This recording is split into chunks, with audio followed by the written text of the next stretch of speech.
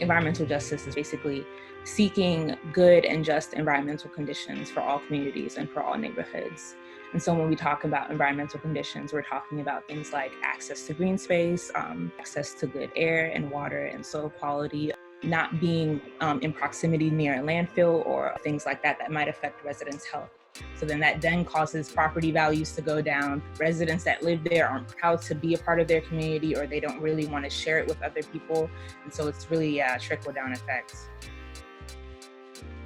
This is something that's incredibly important. The environment and environmental policy and thinking about long-term environmental strategy is the future of a lot of research areas, and is something that's going to be important for shaping people's lives.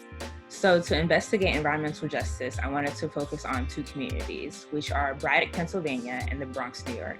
I'm specifically looking at rates of respiratory illnesses and things like asthma, as well as knowledge of environmental justice. Braddock is in the kind of outskirts of Pittsburgh. It houses predominantly Black and brown residents. So the air pollution in Braddock comes from the steel mill. The steel mill operates 24/7, 7 days a week. Braddock children are more likely to gain asthma than any other children within the Pittsburgh area. Can't focus as well in school. They're not gonna attend school as much because they're waking up with breathing problems. So it's definitely one of their biggest issues, I would say. The next place I was pointed to was the Bronx.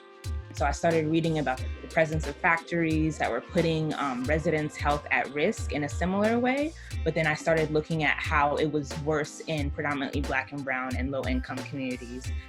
Throughout the spring semester, I was in the process of creating a survey with my professor to kind of gauge residents' knowledge of environmental justice and also their quality of respiratory health. The big thing that the environmental justice movement focuses on is valuing the opinions of the individuals that live in these communities. They have been underrepresented and they have been unfairly treated for so long. They have a lot to say and they have a lot of concrete solutions. So I really wanted to use my research to kind of amplify the voices of these people living in the communities, yeah.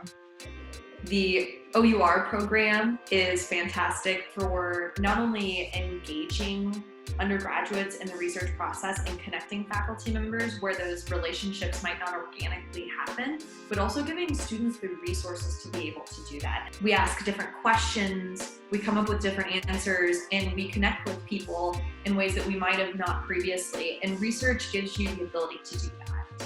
My confidence has gone up. I definitely have had to talk to a lot of people. It's tiring for me to experience different sections of the Black experience every day. And so when I see that I can help in any way for my community, and if I see that I have a knack for something, or if I see that I have a passion for something, I definitely invest in that. And me doing research is a way that I'm giving back to my community, because not only am I raising awareness for it, but if I do continue to pursue this as a PhD, I can then become an academic and sit on panels that are creating policy. Outside of that, my biggest goal in general is to just raise awareness on the issue, make sure as many people know about it as possible, and to just, keep talking about it for as long as I can, really.